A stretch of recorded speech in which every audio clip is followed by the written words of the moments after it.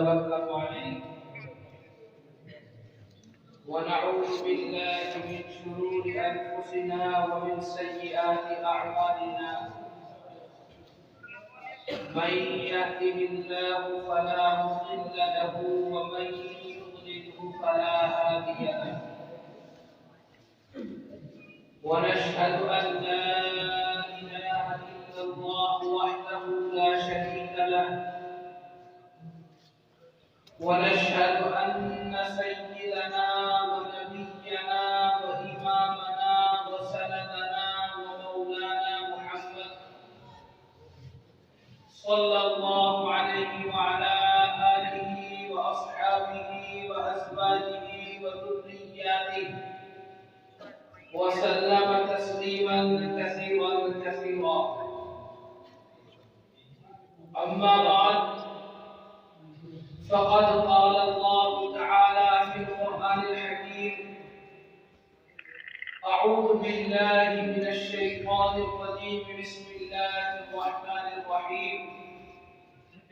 لو أنزلنا هذا القرآن على جبل لرأيته خاشعا متصدعا من خشية الله. صدق الله العظيم. وقال رسول الله صلى الله عليه وسلم: من قرأ حرفا من كتاب الله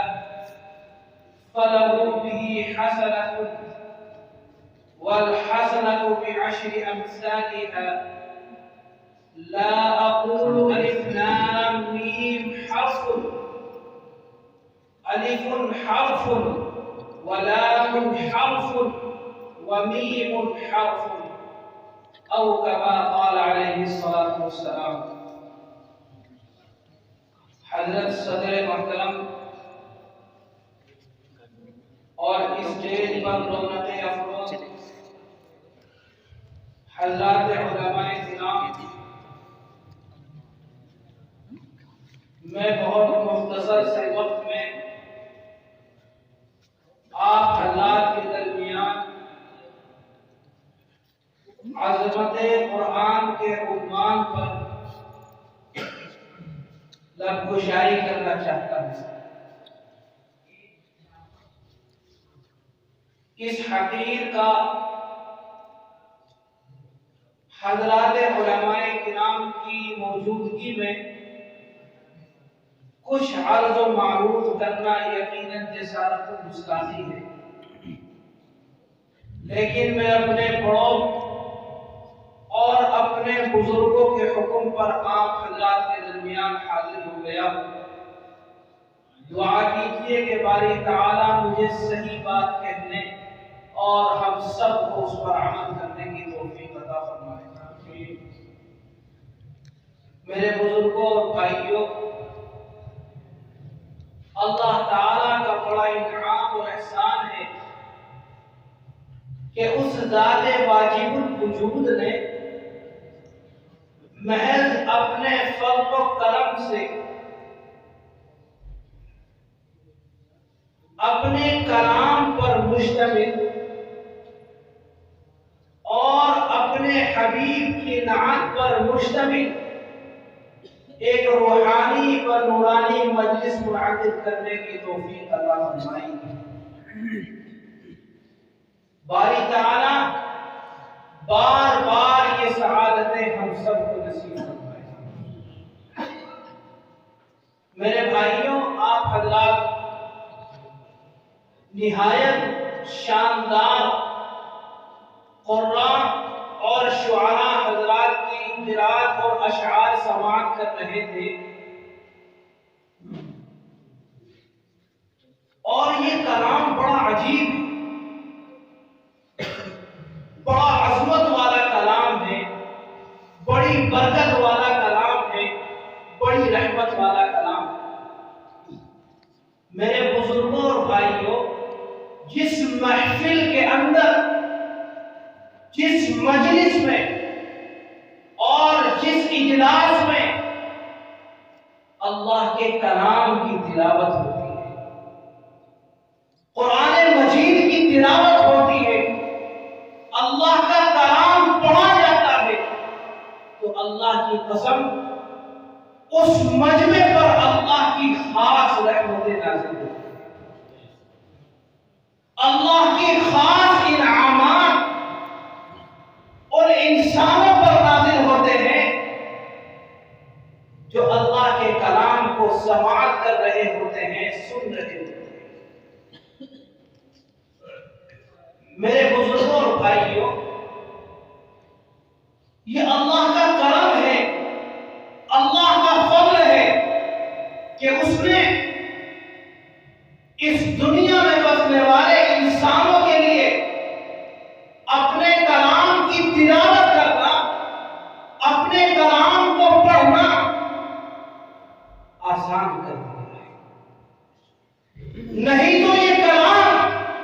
ایسی عظمتوں والا ہے، ایسا باوزن کلام ہے کہ مضبوط سے مضبوط مخلوق اس کلام کا تحمل نہیں کر سکتی۔ اور میں نے کہتا اللہ اس بات کا اظہار خود قرآن مجید میں فرماتے ہیں۔ ارشاد ربانی ہے، لو انزلنا هذا القرآن على جبل، کہ اگر ہم اس کلام کو، اس قرآن کو پہاڑ جیسے مضبوط، مستحکم اور طاقت والی مخلوق پر اتار دیتے تو یہ اس کلام کا بوجھ برداشت نہیں کر سکتے۔ لَرَأَيْتَهُ خَاشِعًا مُتَصَدِّعًا مِنْ خَشْيَةِ اللَّهِ، تو آپ دیکھتے اس کلام الہی کے وزن کی وجہ سے، اس کی عظمت کی وجہ سے، اللہ کے خوف اور خشیت کی وجہ سے وہ پہاڑ جیسے مضبوط ریزہ ریزہ اور ٹکڑے ٹکڑے ہو جاتے کہ ایسا باوزن کلام آپ سماعت کر رہے ہیں۔ یہ تو اللہ کا کرم ہے، اللہ کا انعام نہیں تو کیا ہے کہ اس نے اس کلام کو انسانوں کے لیے اتنا آسان بنا دیا، اتنا سہل بنا دیا کہ 5 اور 7 سال کا بچہ اس کلام کی تلاوت کرے، 10 سال کا بچہ اس کلام کو، اس قرآن کو اپنے سینے کے اندر سمو لیتا ہے، اتار لیتا ہے۔ یہ اللہ کا کرم ہے، یہ اللہ کا انعام ہے۔ میرے بزرگوں اور بھائی، یہ ایسا کلام ہے جس کے ایک ایک حرف، ایک ایک لفظ 10 نیکیاں اپنے اندر رکھنے والا ہے۔ ایسا برکت والا کلام، ایسی رحمت والا کلام، ایسی عظمت والا کلام کہ جو چیز اس کلام سے جڑ جاتی ہے،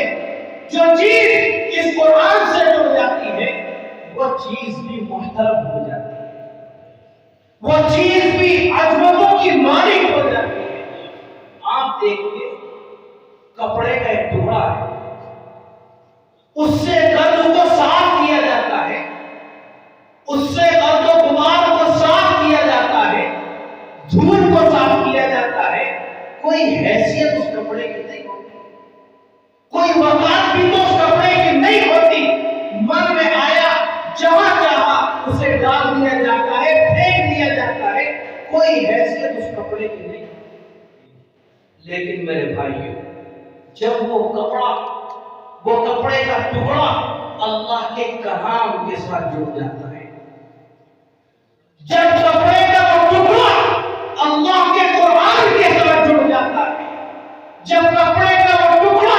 کلام الہی کے ساتھ جڑ جاتا ہے، اس کا جزدان بنا دیا جاتا ہے، کلام کو اس کے اندر رکھ دیا جاتا ہے،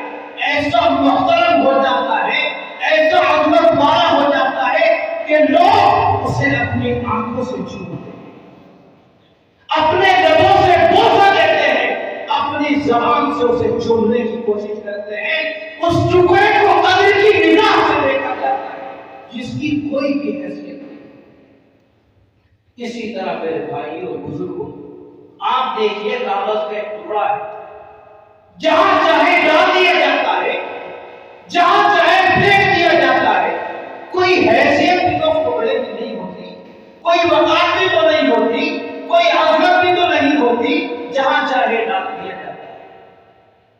لیکن میرے بھائیوں،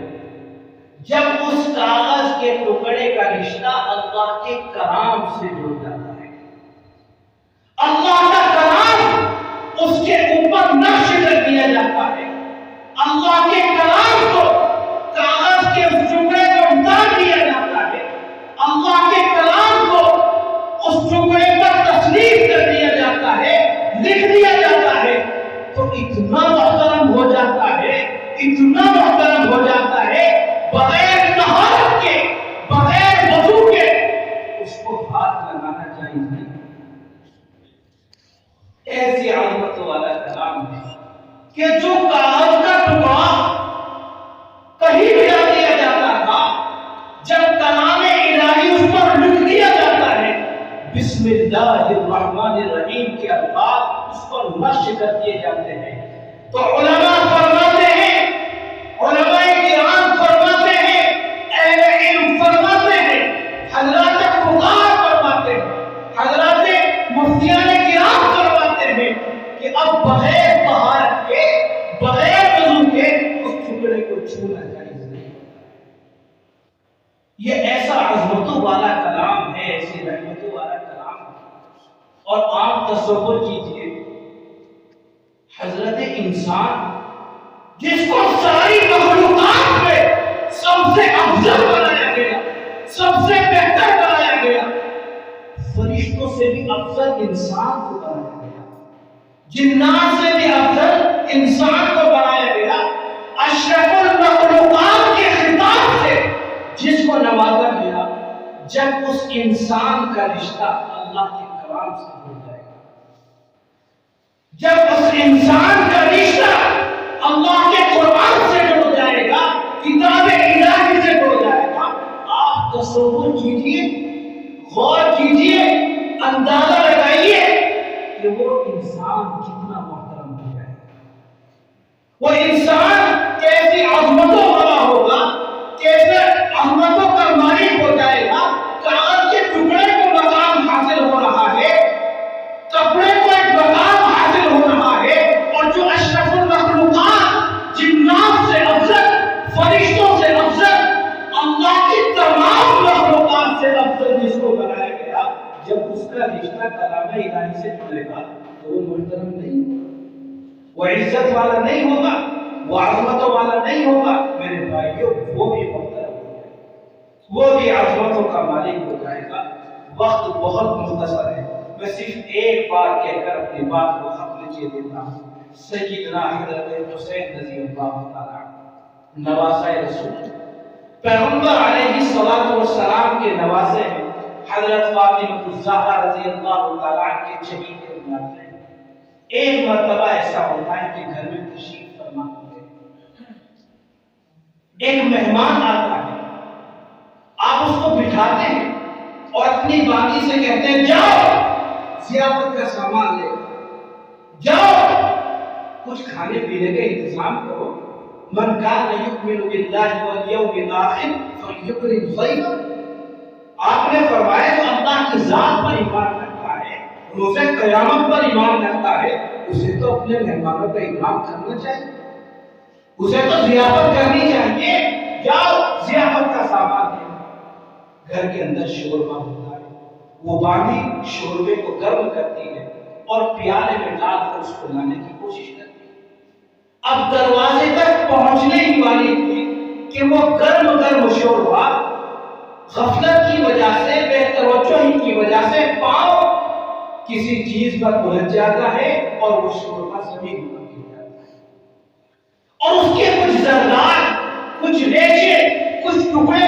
سیدنا حضرت حسین رضی اللہ تعالیٰ عنہ کے جسم پر گرے جاتے ہیں۔ آپ دیکھیے گرم چیز ہے، جب اس آگ کے جسم پر گرے گی تو تکلیف نہیں ہوگی، تو حضرت حسین رضی اللہ تعالیٰ عنہ کو جلا آ جاتا ہے،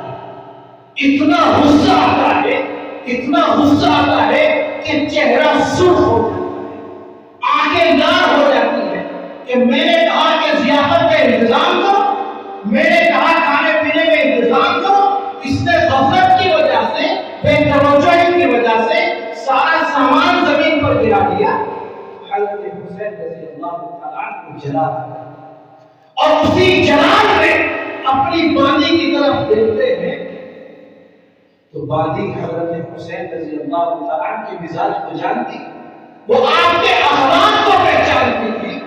آپ کے مزاج کو جانتی تھی، آپ کی سیرت کو جاننے کی کوشش کرتی تھی۔ میرے بھائیو، جب حضرت حسین رضی اللہ تعالیٰ عنہ کو دیکھتی ہے کہ پورے جلال میں میری طرف دیکھ رہے ہیں، پورے غصے میں مجھے دیکھنے کی کوشش کر رہے ہیں، تو وہ قرآن کریم کی آیت کا ایک ٹکڑا پڑھتی ہے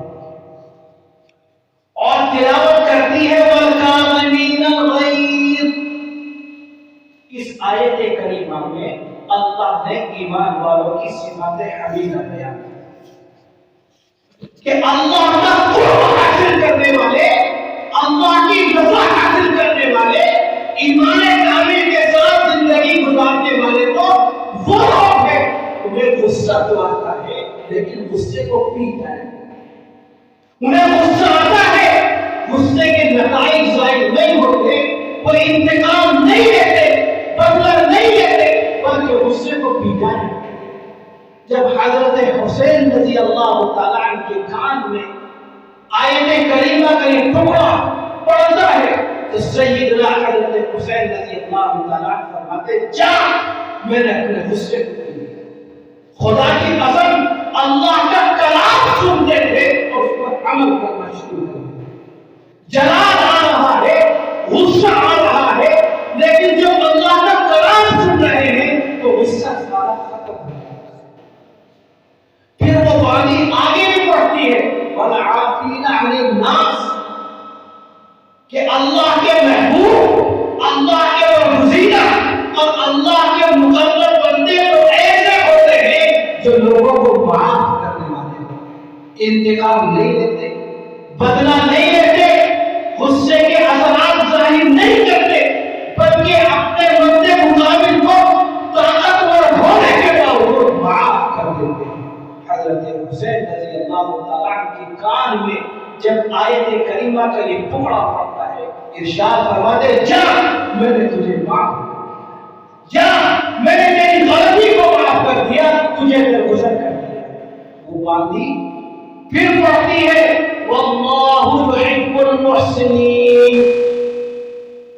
اللہ کو احسان کرنے والے کو پسند کرتے ہیں، جو احسان کرنے والے ہیں، حسن سلوک کرنے والے ہیں، بھلائی کا برتاؤ کرنے والے ہیں، بھلائی کا معاملہ کرنے والے ہیں، اللہ ان کو اپنا محبوب بنا دیتے ہیں۔ آیت کریمہ کا جب یہ ٹکڑا سیدنا حضرت حسین رضی اللہ تعالیٰ عنہ کے کانوں میں پڑتا ہے، ارشاد فرماتے جا،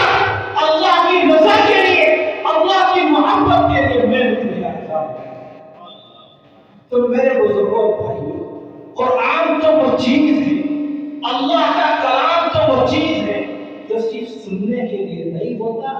بلکہ اس پر عمل کرنے کے لیے ہوتا ہے۔ اللہ تعالی ہم سب کو عمل کرنے کی توفیق عطا فرمائے۔ بس مجھے اتنی ہی بات کرنے کا حکم دیا ہے۔